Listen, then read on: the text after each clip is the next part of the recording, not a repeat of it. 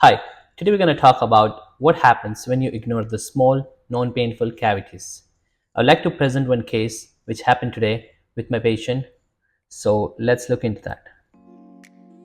Now, patient came with the situation like this. I'm so sorry for showing the real picture, but this is how it looks. I asked the patient, "What happened? Like, why you waited for so long?" And the patient says, "I don't know. Like, it was not painful. The food was getting stuck. It was mild sensitive, but I ignored it. And now, when we took an X-ray, we saw the cavities getting like too much deeper inside, and patient was not in a position to take care of the teeth, even though the prognosis of the root canal treatment is going to be kind of poor in this situation because the cavity has passed below the level of the bone. So patient was like, just get rid of it. Now this was like such a nice tooth, we could have prevented it, but at the end what happened, we had to do this. Yeah, if you look at it, the roots were like curved. So when the roots are curved, sometimes it creates a problem. It breaks, or it takes more time to take it out. But this could have been prevented. Now the patient is without tooth in that particular area. So let's see, what are the stages of the cavity.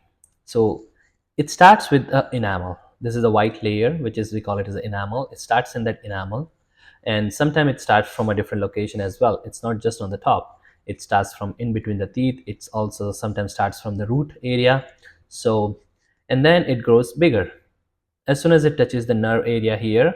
We call it as dentine, which has a nerve supply. So you may feel like, you know what, it's kind of sensitive, and then you ignore it because it's not that painful, and then it reaches to the nerve, and once it reaches to the nerve, it becomes painful.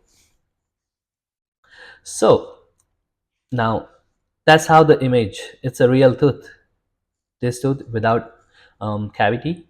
Then it starts, even at this point you may feel minor sensitivity but no pain, and then once it goes to this stage, that creates a severe pain. It creates a swelling, infections, pus discharge, and I mean, it's in a position where you cannot even, you really want to see the dentist as soon as possible. So remember, never ignore the following symptoms. Number one is, if you have a tooth pain, if you have a sensitivity, if you have, there is a mild pain, mild sensitivity during the eating or drinking, or if you like sweet food, but it hurts, that's a sign that there is something going wrong. If you have a brown or black discoloration, some kind of roughness because of the chipping of the tooth, chipping of the enamel, pain when you bite down, so those are the signs. You should never ignore it. That means there is something going wrong. Now don't wait until you get this.